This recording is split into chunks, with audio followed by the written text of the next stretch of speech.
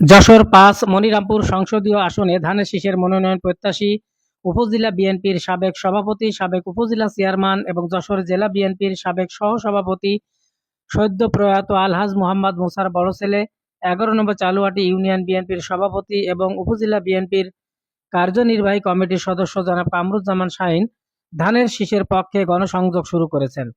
রাজগঞ্জ বাজার থেকে শত শত গাড়ি বহর নিয়ে ১০ নম্বর মসলিমনগর ইউনিয়নের হাজরাকাঠি বেলতলা বাজারে পৌঁছালে গণসংযোগ রূপ নেয় জনসমুদ্রে।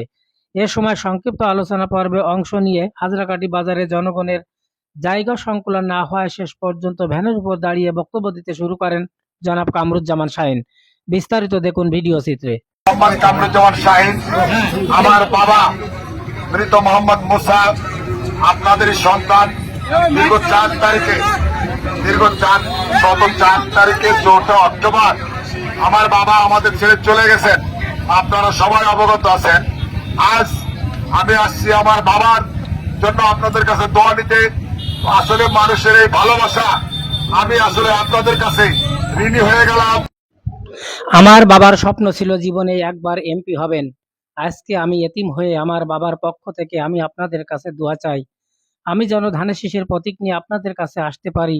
অন্তত এই এতিম সন্তানকে আপনারা কেউ ফেলবেন না, এই ওয়াদাটুকু আমার কাছে করেন।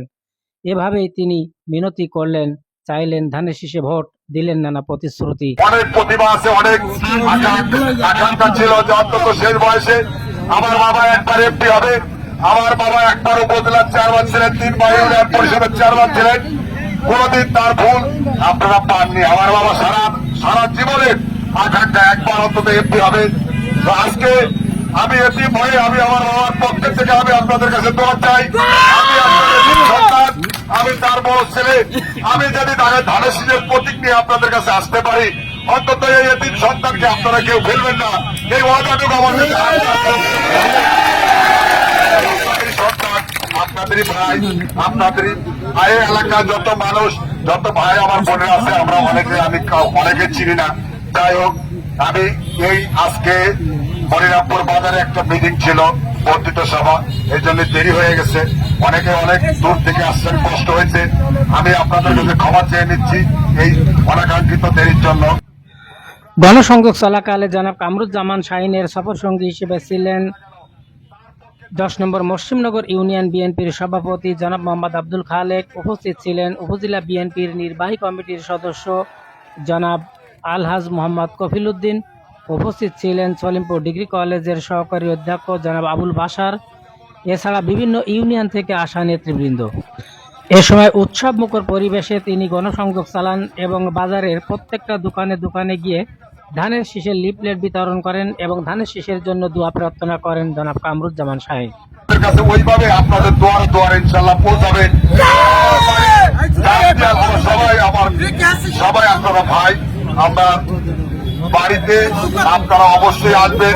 যদি আল্লাহ আমাকে মুখ তোলে, আল্লাহ চাই এই এতিমের সন্তানের দিকে উপর আল্লাহ চাই। আল্লাহর কাছে একটা বিনতি অনুরোধ যে আমার বাবার শেষ ইচ্ছাটা আল্লাহ আমাকে দিয়ে পূরণ করার তৌফিক দাও। আল্লাহ এই মানুষকে, যারা এই মানুষ অসহায় মানুষ আছে, তার পাশে আমার খেদমত করার সুযোগ দাও। ধন্যবাদ। আসসালামু আলাইকুম রহমান। তারেক জিয়া জিন্দাবাদ, শহীদ জিয়া অমরক, খালেদা জিয়া জিন্দাবাদ, অমিত ভাই জিন্দাবাদ, নার্গিস চাচি আমার জিন্দাবাদ, বাংলাদেশ জাতীয়তাবাদী দল জিন্দাবাদ।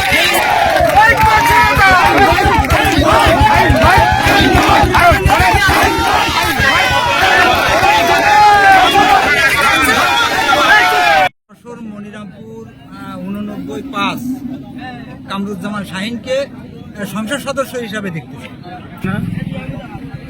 আমি মজলুম জননেতা আলহাজ মোহাম্মদ মুসা সাহেবের যোগ্য উত্তরসূরি মোহাম্মদ কামরুজ্জামান শাহীনকে মনিরামপুর 5-এর ধানের শীষের কান্ডারি সংসদ সদস্য হিসাবে দেখতে চাই। আপনারা কত নম্বর ইউনিয়ন থেকে আসছেন? আমরা 11 নম্বর চালুয়াটি ইউনিয়ন থেকে আসছি।